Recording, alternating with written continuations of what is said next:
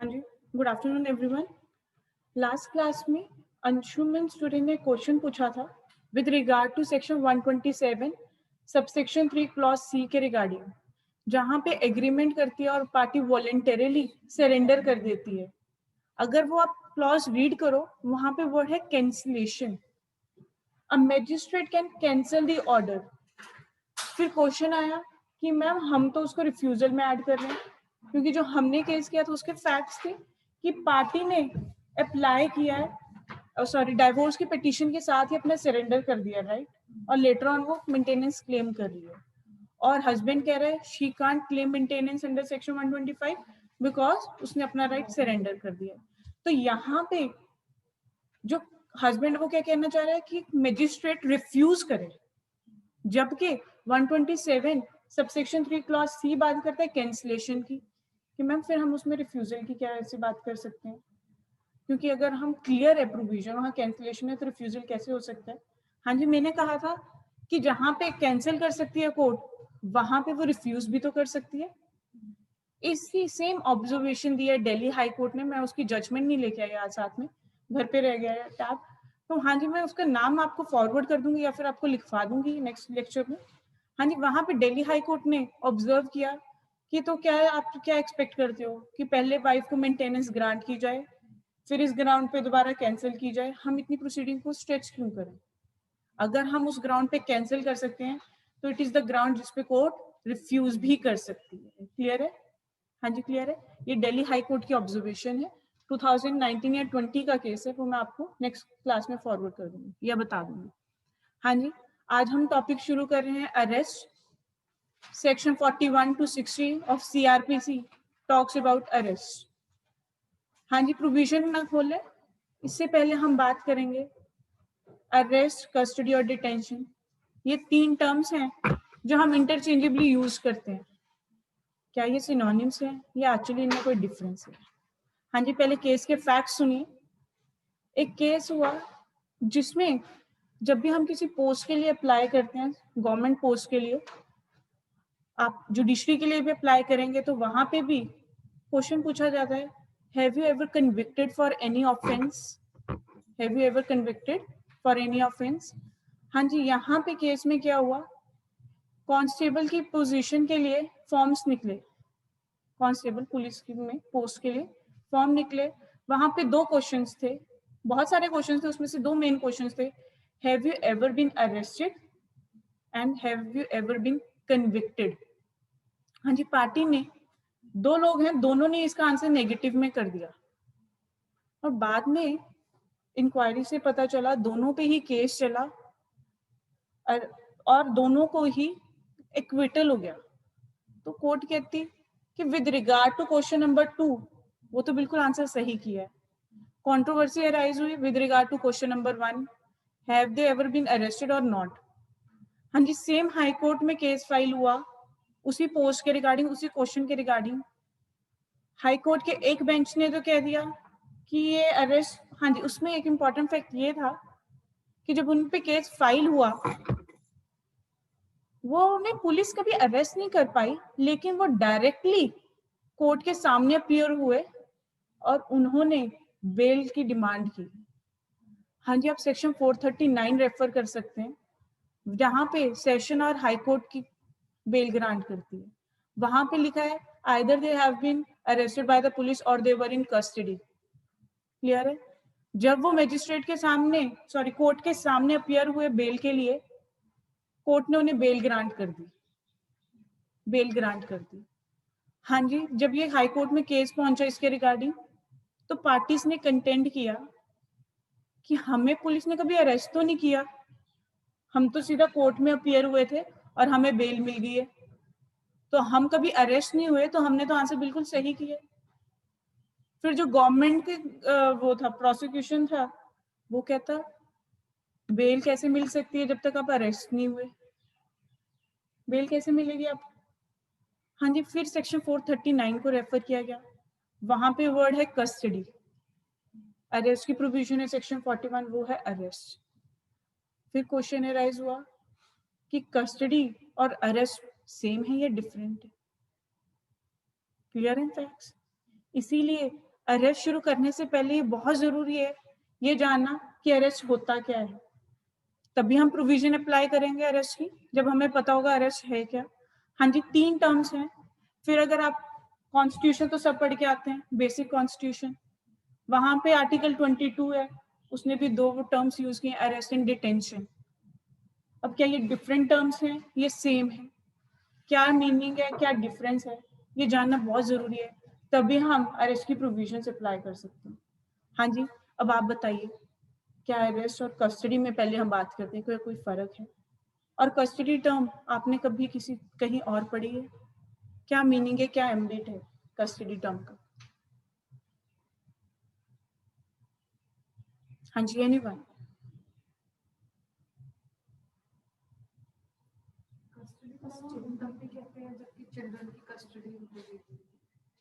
Okay, हाँ जी, हम जब पर्सनल लॉ में बात करते हैं वहां पे चिल्ड्रन की कस्टडी की बात होती है। अदरवाइज अगर आप कभी सीजर की बात करें तो वहाँ प्रॉपर्टी के रिगार्डिंग भी कस्टडी की बात होती है। हाँ जी, फिर कोर्ट ने, अगर हम सिर्फ क्रिमिनल लॉ की बात करें तो कस्टडी जो टर्म है हम कहाँ कहाँ पढ़ते हैं? 439 में हमने बात की है, जब आप बेल के लिए अपीयर होते हैं वहां पे वर्ड कस्टडी है। फिर कस्टडी टर्म आपको 167 की जब प्रोविजन पढ़ते हैं पुलिस कस्टडी और जुडिशियल कस्टडी की बात करते हैं। इंडियन एविडेंस एक्ट पढ़े तो वहां सेक्शन 27 में स्पेसिफिक, सेक्शन 25 तो कहता है कि अगर पुलिस को कोई कन्फेशन दिया है दैट इज नॉट एडमिसिबल, लेकिन सेक्शन 26 और 27 उसके एक्सेप्शंस हैं, और सेक्शन 26 और 27 of Indian evidence act talks about the term custody. हाँ जी, फिर दोनों में फर्क क्या है? In every arrest there is custody but vice versa is not true. ये कोर्ट की ऑब्जर्वेशन है जिस केस के मैंने फैक्ट्स बताए हैं। In every arrest there is custody but vice versa is not true. हाँ जी, फर्क क्या है दोनों में? कोर्ट ने सेक्शन 439, सेक्शन 27 की द्योमन उपाध्याय की जजमेंट थी उसको रेफर किया। फिर अरेस्ट की जो टर्म प्रोविजंस हैं उसमें सेक्शन 46 स्पेसिफिकली बात करता है अरेस्ट हाउ मेड। हाँ जी, इन प्रोविजंस को इंटरप्रेट करते हुए कोर्ट ने बताया कि अरेस्ट तो है जब आप पर्सन को सीज कर लेते हैं, मींस उसको आप अपनी पर्सनल कस्टडी में ले लेते हो, मींस उसको पकड़ लिया आपने, होल्ड किया, that is arrest. Whereas custody is general taking care.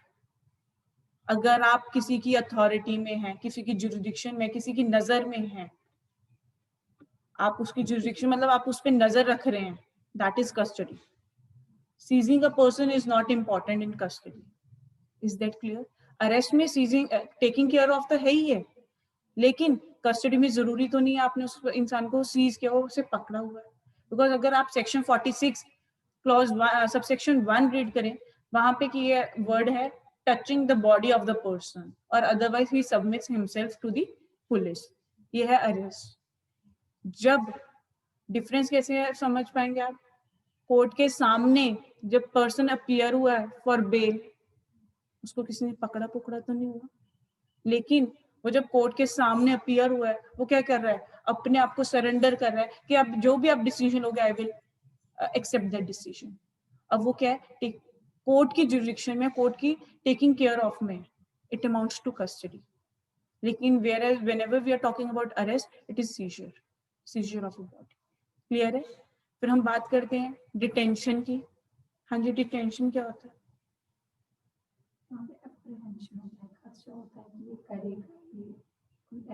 Okay, हाँ जी, जनरली जो आपने आंसर किया है ये है प्रिवेंटिव डिटेंशन।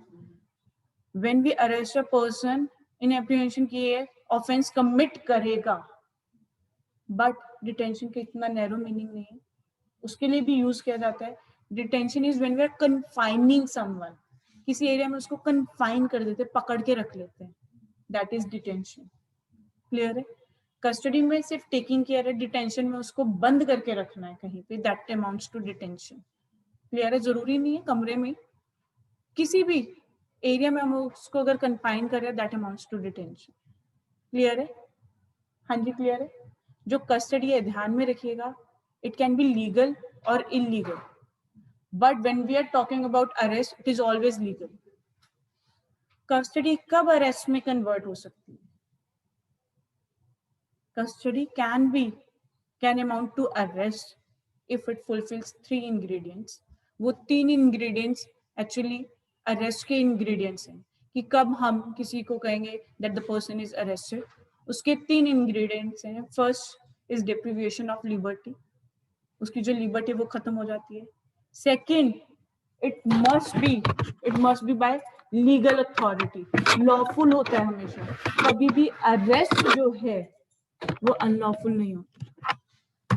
जहां पे वो लॉफुल नहीं है, जहां पे उसकी कोई अथॉरिटी नहीं थी, फिर भी पुलिस उसे पकड़ लेती है, उसे हम अरेस्ट नहीं कहते, अनलॉफुल अरेस्ट नहीं कहते, उसे क्या कहते हैं? Illegal custody.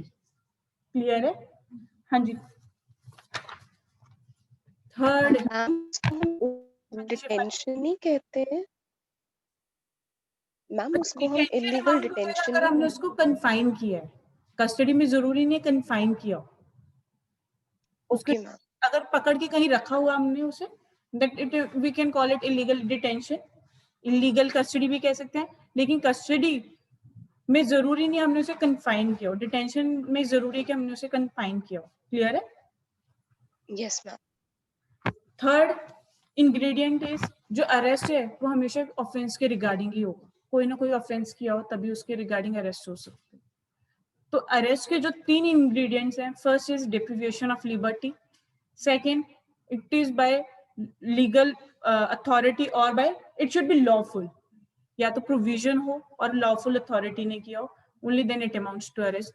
Third, it must be with regard to an offence. Clear है? अगर कस्टडी में ये तीनों इंग्रेडिएंट्स प्रेजेंट हैं तो हम उसको क्या कहेंगे? अरेस्ट. हाँ जी, क्लियर है? इसके रिगार्डिंग कोई डाउट? हाँ जी. नहीं, अभी अगर मैंने किसी को पकड़ा है, मैंने कहा उसने चोरी की है, मैंने उसको पकड़ लिया, दैट अमाउंट्स टू अरेस्ट. मैंने अभी सिर्फ पकड़ा हुआ, मैंने उसको कहीं बांधा नहीं है, कुछ नहीं है, सिर्फ पकड़ा. अभी अरेस्ट तो उसी टाइम हो गया ना जैसे मैंने उसको होल्ड कर लिया, दैट इज अरेस्ट. डिटेंशन में कन्फाइन करना जरूरी. अगर मैं उसको किसी जगह पे लेके जाऊं, किसी कार में बंद कर दूं, किसी घर में, that amounts to detention. Clear है? लेकिन ये क्लियरली सिनोनिम्स नहीं है. फॉर एग्जाम्पल, मैं आपके घर पे आई कि आपके अगेंस्ट चार्ज लगा थेफ्ट का और मैंने आपको पकड़ा वहां पे, अरेस्ट उसी मोमेंट पे आप अंडर अरेस्ट हो गए, लेकिन उस मोमेंट पे आप डिटेन नहीं किए गए, डिटेंशन में नहीं है आप. क्लियर है? हाँ जी, क्लियर है? एक पॉइंट पे आके ये इकट्ठे हो सकते हैं. फॉर एग्जाम्पल, आपको यहां से पकड़ के मैंने जेल में बंद कर दिया है, डिटेंशन भी हो गई है, आप मेरी नजर के अंदर है, कस्टडी भी हो गई है, किसी लॉफुल पावर के अंडर मैंने आपको उसके अरेस्ट करके मैंने आपको डिटेन किया है. क्लियर है? हमने कहा कि कस्टडी भी अरेस्ट हो सकती है अगर वो 3 इंग्रेडिएंट फुलफिल कर दे. क्योंकि अगर आपको मैंने अरेस्ट किया, आप मेरी नजर के अंदर तो है ही. क्लियर है? लेकिन जहां पे यहाँ पे डिफरेंस क्रिएट करना कहाँ पे जरूरी है? जहां पे पुलिस ने आपको पकड़ा ही नहीं है, आप कोर्ट में अपियर हो गए. हाँ जी, वहां पे तो अरेस्ट हुआ ही नहीं, बिकॉज अरेस्ट करने के लिए सेक्शन 46 के इंग्रेडिएंट्स फुलफिल होने जरूरी है. वो बात करता है हाउ टू मेक अरेस्ट. लेकिन कस्टडी में सिर्फ आप गाइडेंस के अंडर है, कस्टडी में है लेकिन अरेस्ट नहीं है, इसलिए वहां पे जरूरी. क्लियर? हाँ जी. डिटेन करने के लिए अरेस्ट करना जरूरी है? डिटेन करने के लिए अरेस्ट जरूरी नहीं है, बिकॉज डिटेन इलीगल भी हो सकता है. आप किसी को वैसे पकड़ के ले जाए. हम बात करेंगे अभी केसेस की जहां पे उसको अरेस्ट इसलिए नहीं मानते क्योंकि लॉफुल अथॉरिटी ने किया, लेकिन आप किसी को बुला रहे हैं इंक्वायरी के लिए, उसको 5-10 दिन जेल में रख रहे हैं. अभी हमने केस करेंगे जहां पे रिसेंट केस है 2020 का, पटना हाई कोर्ट का. वहां पे 35 दिन के लिए पुलिस ने जेल में रखा ट्रक ड्राइवर को. हाँ जी, वहां पे वो अरेस्ट नहीं है. अगर अरेस्ट स्टार्टिंग में देखना पड़ेगा कि अरेस्ट है या नहीं है, लेकिन उसके बाद आप फुलफिल नहीं करें, वो इलीगल डिटेंशन हो जाती है. क्लियर? हाँ जी. एनी क्वेश्चन इसके रिगार्डिंग? इस पे लिखिए, उसके बाद हम डील करेंगे नेक्स्ट पार्ट इसका. हाँ जी. The difference between the term arrest and custody was explain by, ये लिखना नहीं है, मैं आपको बता रही हूँ, by Supreme Court in the case of State of Haryana versus Dinesh Kumar, जिसके फैक्ट्स मैंने अभी बताए. हाँ जी, इस पे लिखिए. There are three words which are used interchangeably. That is, there are three words which are used interchangeably. That is, arrest, custody, and detention. Arrest, custody, and detention. All the three terms are neither defined in CRPC nor in IPC or in any other criminal law or in any other criminal law. हाँ जी बच्चे, हमने अभी शुरू किया, अब साथ के साथ लिख लीजिए.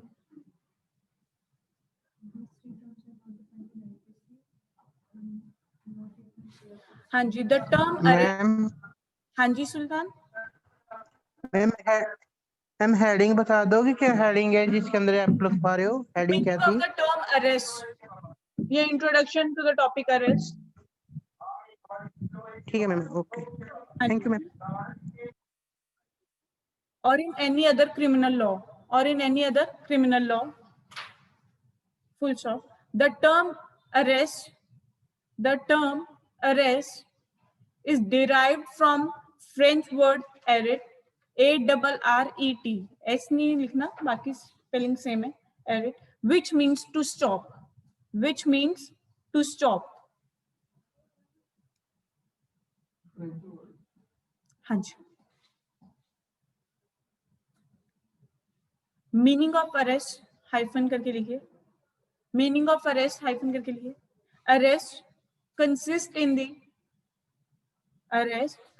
The seizure or touching of a person's body. Seizure or touching of a person's body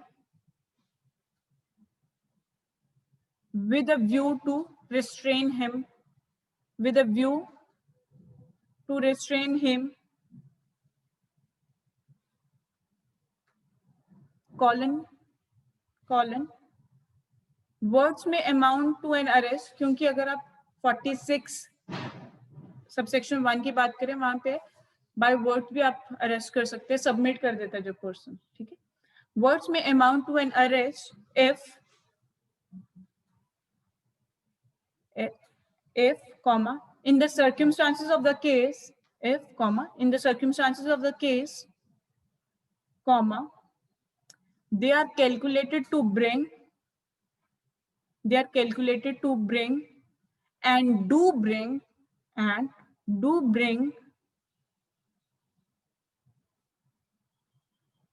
comma to a person's notice that he is under compulsion,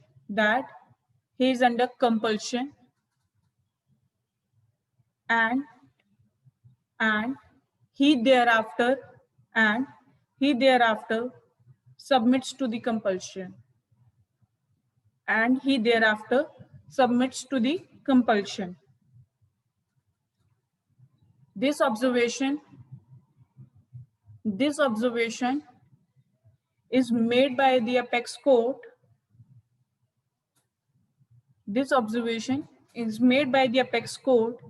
In the spirit of section 46 of CRPC.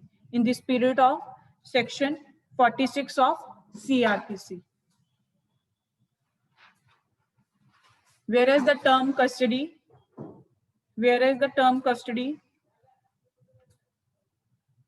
means surrender to the authority.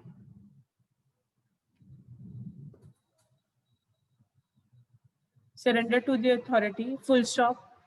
It does not require any formality. It does not require any specific formality as required for arrest.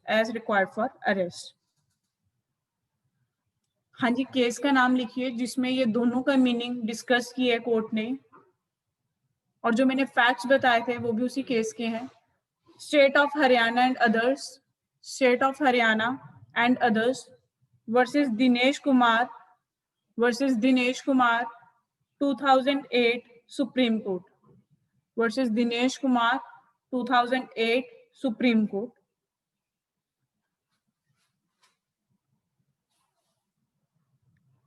हाँ जी, brief में difference भी लिख लीजिए custody और arrest का। हाँ जी, first difference is arrest is with regard to person only, whereas in general custody is for person as well as for property. In general की बात कर रहे हैं हम, क्रिमिनल लॉ की स्पेसिफिक बात नहीं कर रहे, इन जनरल वो दोनों के लिए होती है। Second, arrest means seizure of body. Arrest means seizure of body, whereas custody means guarding or surveillance or taking care of. Guarding or surveillance or taking care of. हाँ जी, arrest means seizure of body, whereas custody means surveillance, guarding or taking care of. Third difference, arrest is always lawful. Arrest is always lawful, whereas custody can be legal or illegal. Whereas custody can be legal or illegal.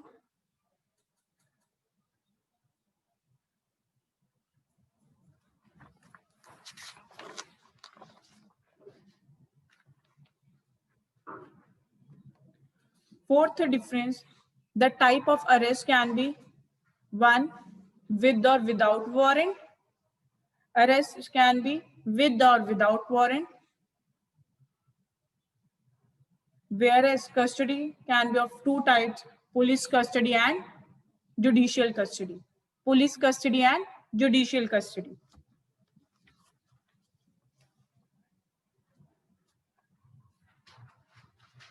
हाँ जी, जब आपने meaning लिखा है, नहीं, आप next paragraph बनाइए बिल्कुल और स्टेटमेंट लिखिए। इन एवरी अरेस्ट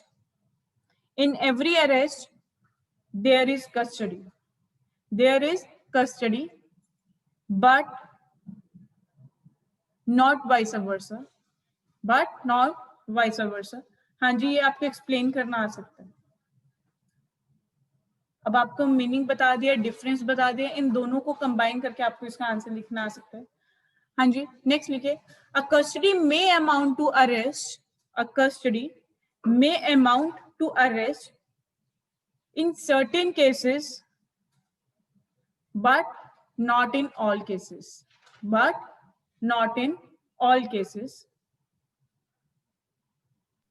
मैम ये वाली लाइन रिपीट कर लीजिए। कस्टडी में amount to arrest in certain cases but not in all cases. Full stop. हाँ जी, ये दो स्टेटमेंट्स हैं, इसके रिगार्डिंग आपको क्वेश्चन आ सकता है, स्टेटमेंट आ जाएगी, आपको इस पे एक्सप्लेन करना होगा। इसमें आपको मीनिंग डिफरेंस दोनों को हेल्प से ये आंसर अटेम्प्ट करना पड़ेगा। क्लियर है? हाँ जी, इंग्रेडिएंट्स ऑफ अरेस्ट, इसमें इंग्रेडिएंट के साथ लिख लीजिए, इंग्रेडिएंट ऑफ अरेस्ट ब्रैकेट में लिख लीजिए, अ कस्टडी में amount to arrest if it fulfils the following ingredients. Clear है? अगर वो अरेस्ट की इन 3 इंग्रेडिएंट्स को फुलफिल कर देगी तो कस्टडी क्या अमाउंट हो जाएगी? अरेस्ट अमाउंट हो जाएगी। हाँ जी, first, by lawful authority, deprivation of personal liberty. First ingredient is deprivation of personal liberty. Second, by lawful authority.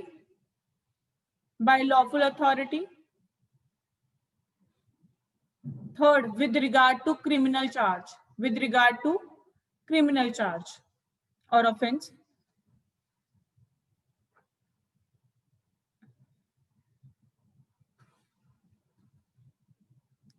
Next point लिखिए, अरेस्ट एंड डिटेंशन पे लिखिए, detention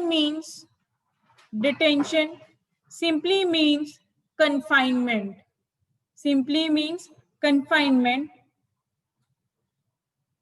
If a person is confined after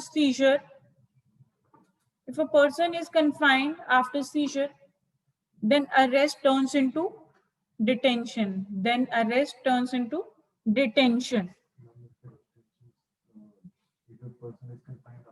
seizure, then arrest turns into detention. Ma'am, can you please repeat? If a person is confined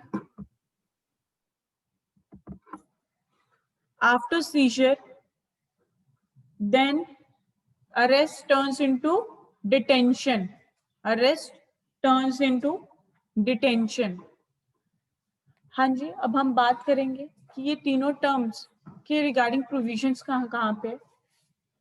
पहले बात करते हैं arrest की। हाँ जी, arrest की प्रोविजंस आपको अरेस्ट आर्टिकल 22 में भी मिल जाएगी, article 22 of the constitution of India.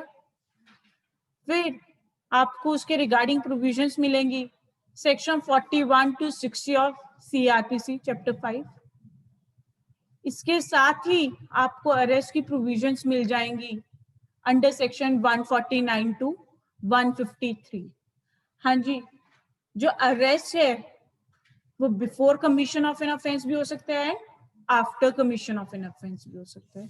Before commission के रिगार्डिंग जो प्रोविजंस है वो सेक्शन 149 to 153 में दी हुई है, एंड आफ्टर कमीशन की जो प्रोविजंस है वो आपको मिलेंगी सेक्शन 41 to 60 में। क्लियर है? हाँ जी, कस्टडी के आपको रेफरेंस, हम सारी प्रोविजंस तो नहीं लिख रहे, लेकिन जो रेफरेंस है आपको कहाँ कहाँ मिल जाएगी। Section 439 bail from session court और हाई कोर्ट है, वहां पे मिल जाएगी। Section 26 and 27 of Indian evidence act मिल जाएगी। हाँ जी, जब सीआरपीसी लिख रहे हैं उसमें section 167 and section 439 of CrPC, section 26 and 27 of Indian evidence act, यहाँ पे आपको कस्टडी की प्रोविजन मिल जाएगी जो मेनली यूज होती है। हाँ जी, जो डिटेंशन है इसकी रेफरेंस आपको आर्टिकल 22 में मिलती है, बिकॉज वहां पे article 22 deals with arrest and detention, और इसके साथ ही आपके एक स्पेसिफिक एक्ट है प्रिवेंटिव डिटेंशन एक्ट 1950, वहां पे भी डिटेंशन की प्रोविजंस। प्रिवेंटिव डिटेंशन एक्ट 22, हाँ जी 22। हाँ जी, अरेस्ट की प्रोविजंस को हम कभी भी सीआरपी से स्टार्ट नहीं कर सकते। अरेस्ट का जो ओरिजिन है वो कहाँ से है? Constitution of India. हाँ जी, constitution of India, article 21 and article 22 is the base of arrest, is the base of arrest. हाँ जी, article 21 talks about right to life and personal liberty. Article 21 provides no person can be deprived of his life or personal liberty except के बाद की जो line है वो बहुत important है, except according to the procedure established by law। हाँ जी, जो established by procedure established by law है ये बहुत इंपॉर्टेंट है। हाँ जी, पर्सनल लिबर्टी में कोर्ट ने इसको इंटरप्रेट किया डिफरेंट केसेस में। AK गोपालन में उसको नैरो मीनिंग दिया कि personal liberty means no unlawful arrest और डिटेंशन, कि कभी भी फिजिकल रिस्ट्रेन नहीं कर सकते अनलॉफुली। फिर खड़क सिंह के केस में कहा कि इतना नैरो मीनिंग नहीं देंगे, हम लिबर्टी में वो सारे राइट्स इंक्लूड करेंगे जो कि पर्सन को जरूरी है to live a decent life. कुछ उसमें से लिबर्टीज को हमने फंडामेंटल राइट का लेवल ऑलरेडी ग्रांट कर दिया अंडर आर्टिकल 19, वो पर्सनल लिबर्टी की ही एक एक्सटेंशन है। Freedom of speech and expression, freedom to move freely, freedom to do trade, ये सब लिबर्टी के ही एक्सप्रेशन।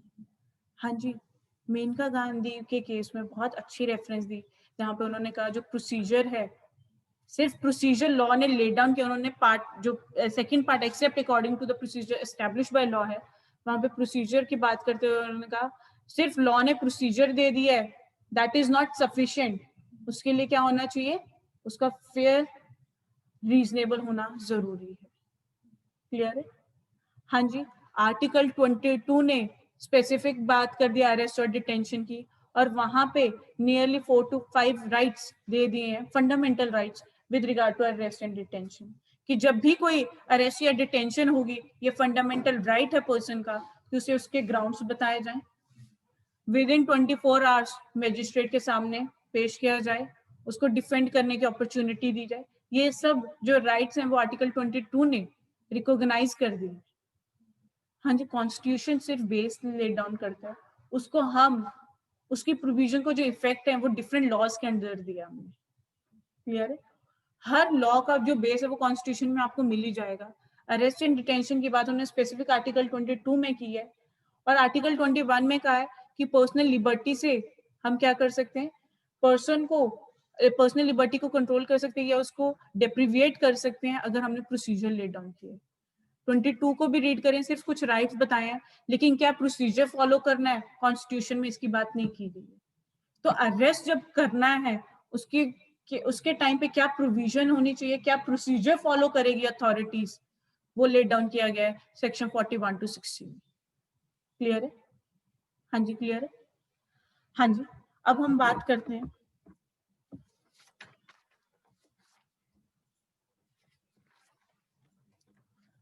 सेक्शन 41 की। हाँ जी, 41 जो डील करता है वो है, पहले सेक्शन 41 से स्टार्ट करते हैं। हाँ जी, कोई रीड करे?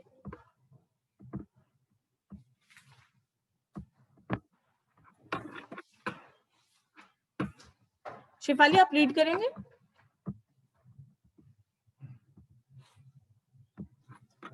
Yes, ma'am. Section 41, when police may arrest without warrant. हाँ जी, यहाँ पे सबसे जो 40, हाँ जी शिफाली, यहाँ पे दो तरह का अरेस्ट है। हमने इसकी दो टाइप हैं, एक टाइप ऑलरेडी कवर कर चुके हैं, दूसरी टाइप अब हम स्टार्ट करेंगे। अरेस्ट को अगर हमने डिस्कस करना है तो इसको दो टाइप्स में डिस्कस करते हैं। First, before commission and after commission. Before commission is 149 to 153, after commission is 41 to 60। Clear है? 149 को हम लेटर ऑन एंड में डील करेंगे बिकॉज वो इतना मेंस के पॉइंट ऑफ व्यू से इंपॉर्टेंट नहीं है, हम उसको डील करेंगे लेकिन लेटर ऑन। हाँ जी, फिर जो मेजर कैटेगरी है अरेस्ट की है वो है विद और विदाउट वारंट। हाँ जी, विद वारंट होता है जब कोर्ट या मजिस्ट्रेट जो है वो ऑर्डर वारंट पास करती है। वारंट की जो कंडीशंस हैं कि क्या क्या होनी चाहिए वो सेक्शन 70 ऑनवर्ड्स लेट डाउन की गई। वहां पे जो कोर्ट है वो पुलिस को वारंट देती है किस ऑफेंस के लिए, किसको अरेस्ट करना है, और उस पर सील ऑफ कोर्ट होना चाहिए, इन राइटिंग होना चाहिए। क्लियर है? ये सब सारी जो फॉर्मेलिटीज हैं किस हिसाब से एग्जीक्यूट करना है वो 70 ऑनवर्ड्स उन्होंने लेट डाउन किया, 70 to 79 तक। ये सब उसकी बात हमने वारंट की वहां पे की है। यहाँ पे जो अरेस्ट है ये विदाउट वारंट है, जहां पे ना कोई मजिस्ट्रेट का ऑर्डर है ना उसने वारंट इशू किया है, सीधा पुलिस ने खुद ही अरेस्ट कर लिया। क्लियर है? हाँ जी, यहाँ पे आप बता सकते दोनों में और क्या डिफरेंस है?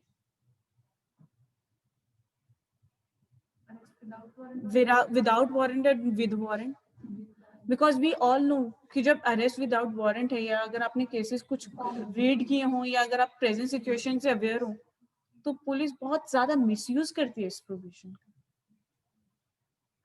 बहुत ज्यादा मिसयूज करती है। वी ऑल नो कि यहाँ पे जब भी अरेस्ट हुआ विद इन 24 आवर में पेश करने के लिए कहा गया, वो रीजन ये है, कहते हैं कोर्ट ने जो ये प्रोविजन है विद इन 24 आवर अपीयर होने की क्यों ले डाउन की है कि अरेस्ट विद वारंट में जुडिशियल माइंड ऑलरेडी अप्लाई हो चुका है।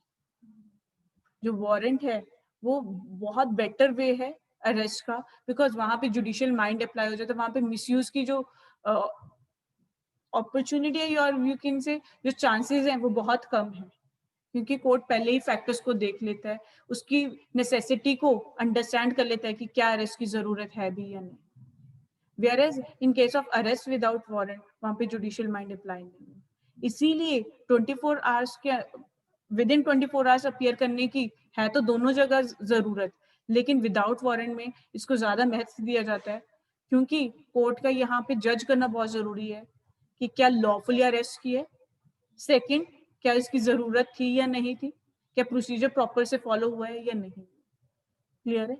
तो अरेस्ट विद वारंट में जुडिशियल माइंड स्टार्टिंग में अप्लाई हो जाता है, वेयरएज अरेस्ट विदाउट वारंट में application of judicial mind later stage पे। क्लियर है? इसीलिए जो अरेस्ट विदाउट वारंट है इसका मिसयूज सबसे ज्यादा होता है। क्लियर है? हाँ जी, हम प्रोविजन से स्टार्ट करते हैं। सेक्शन 41 रीड करिए।